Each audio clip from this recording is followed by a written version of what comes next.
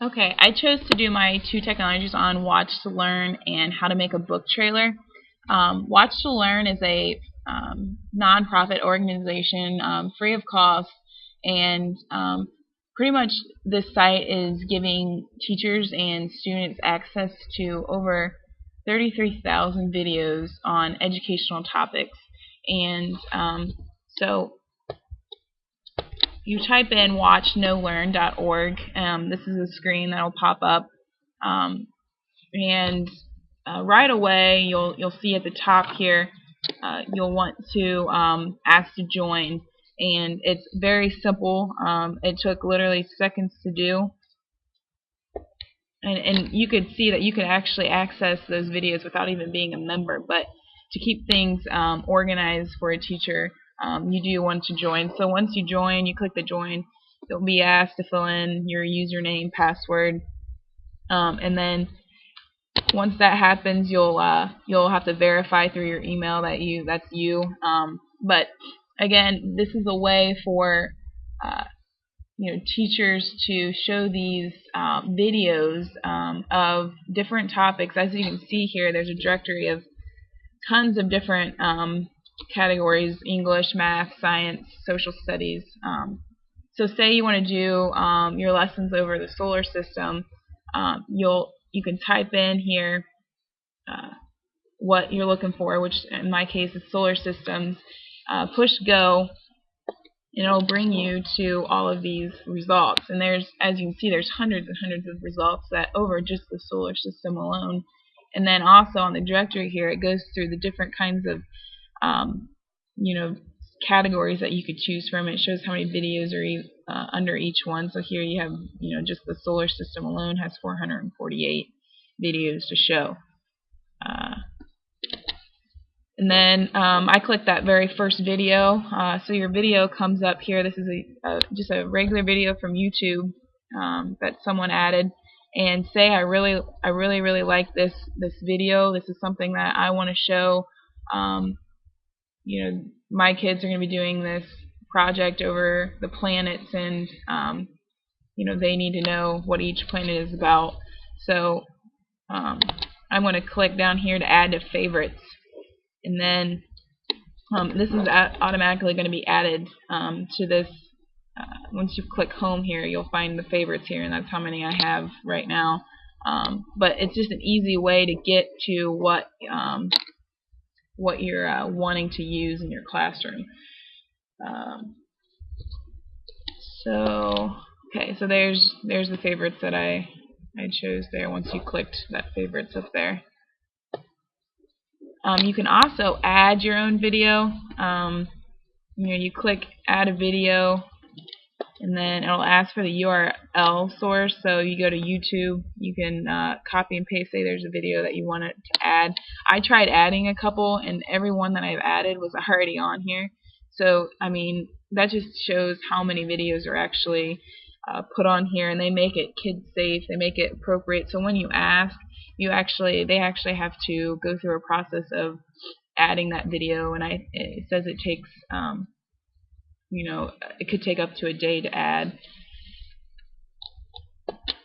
Okay, so, and also it takes a couple of days for this to happen, but eventually once you start, I was on here for a few hours, and you'll eventually see a 1 by that my account up here at the top.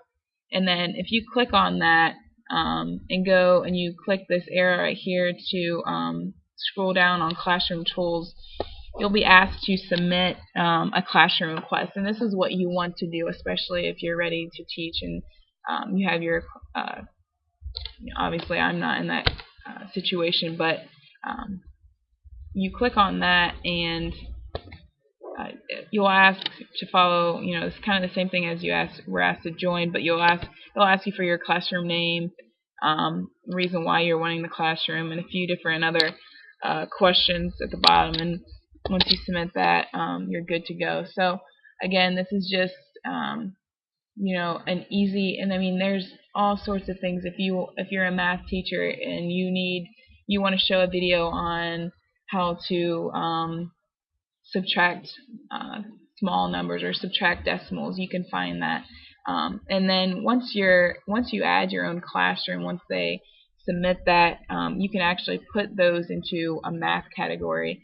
I couldn't show that because I just have this simple one right now, but that makes it just so much more useful for teachers to organize, I guess. And then also eventually you'll be able to have students be able to log on, and they can do this at home, which makes it so much more beneficial. And parents can see what, the stuff that they're doing in the classroom, what they need to be um, looking over, and they can access this outside of the classroom, which makes it that much better. So my second technology is called is how to do a book trailer maker, and this is a pretty cool deal. I know everyone's heard of a movie trailer, but not too many people have heard of a book trailer. At least I haven't since this class. So you want to choose. This is I chose this technology obviously because I think it's fun. I think that students can have a lot of fun interacting with one another, or they can do it on their own as well. But it just gives students something other than just writing down on paper what they just read or what they just listened to. And they're also, it's kind of they mentioned that it's a 21st century learning tool, and that way they're using these technology to kind of help as well as implementing the importance of reading. And so you go to booktrailersforreaders.com. This is the website that pops up. I kind of just use this as a guideline, but for the most part went off on my own. You want to find the right book. In my case, what I might do in the classroom is read, say I'm reading The Hunger Games. I want to make sure that it's going to be interested, it's grade level appropriate. But if they're breaking up into groups, and you want to make sure that you're helping them find the right book that might help towards AR points or whatever the case might be. But finding the right book is very important. Finding a book that is going to make, especially if this is their first book trailer, that's going to make it easy to do.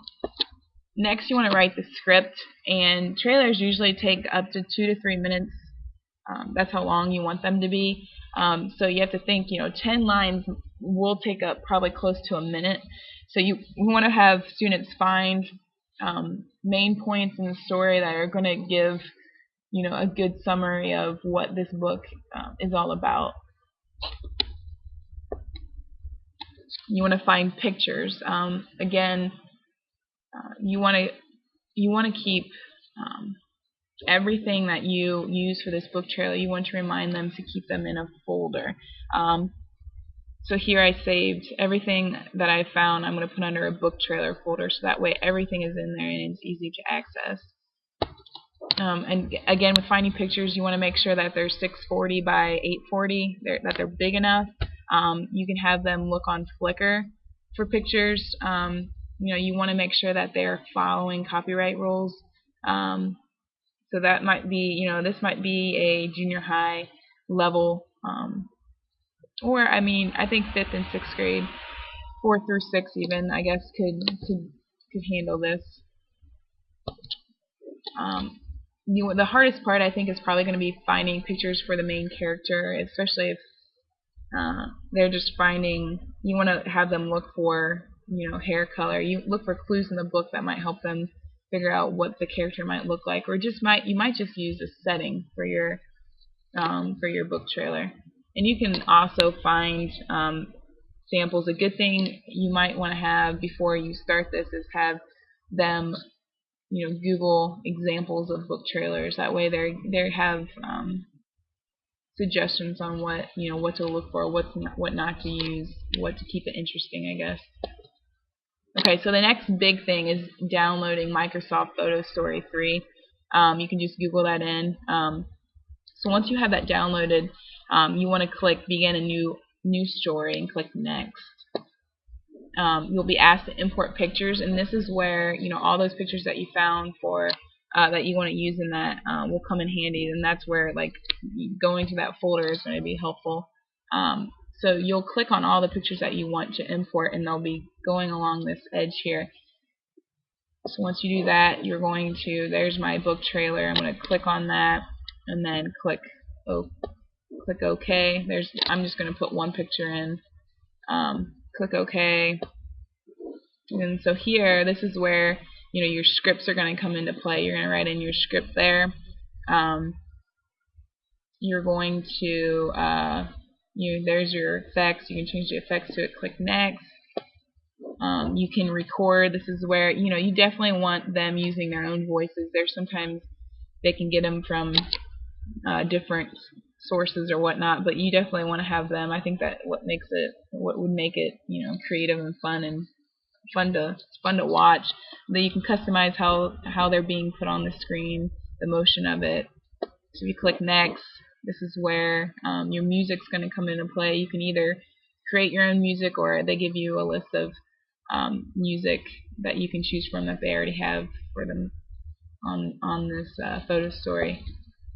And then at the very end, you just want to make sure that you have them save this, and then you can they can save it and then come back and redo what they've already made, or make improvements on it. This could be a couple weeks to do to get this project completed. So again, this is a free. Everything that they're doing here is free of cost, and it just like I said, I think it's fun. I think definitely this is something that I would use in my classroom. Both of these things. I just think that the videos are something that students, both of these in the end will be videos, and I think that's just visually seeing those things can kind of keep them motivated and entertained in the classroom. So those are my two technologies.